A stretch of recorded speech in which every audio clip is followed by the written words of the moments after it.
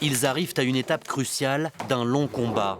Une procédure résumée dans ces quelques pages, l'ordonnance de renvoi de 2 entités de la SNCF devant le tribunal correctionnel, 8 ans après que Nicolas, leur fils, a été fauché par un train. Il avait 15 ans.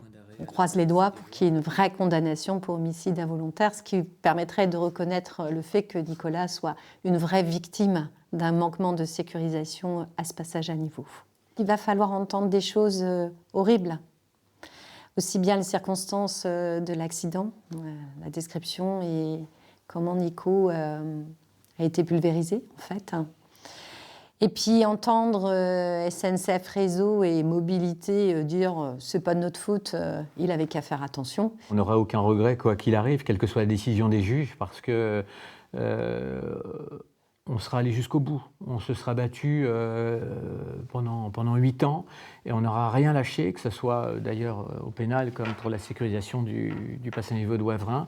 Il est 7h54 le 17 octobre 2016 quand Nicolas Cotin se presse pour prendre son train en gare de Wavrin. Comme les autres usagers, il est obligé de traverser le passage à niveau pour rejoindre le quai. Les demi-barrières sont baissées, mais l'adolescent ne voit pas le TER qui arrive côté opposé et qui le fauche mortellement. Depuis le drame, grâce à l'énergie des parents de Nicolas, des aménagements ont été réalisés comme cette barrière piéton, toujours insuffisant selon eux. Si la SNCF était condamnée ce mercredi, ils espèrent que cela obligerait la compagnie à mieux sécuriser les passages à niveau.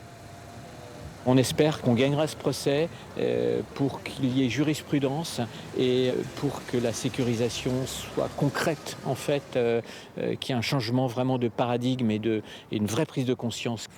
Malheureusement, parce qu'il y en aura encore des victimes au niveau des passages à niveau, ils auront un combat qui sera beaucoup moins long et difficile que ce que nous, on vit actuellement. C'est ça qui est important.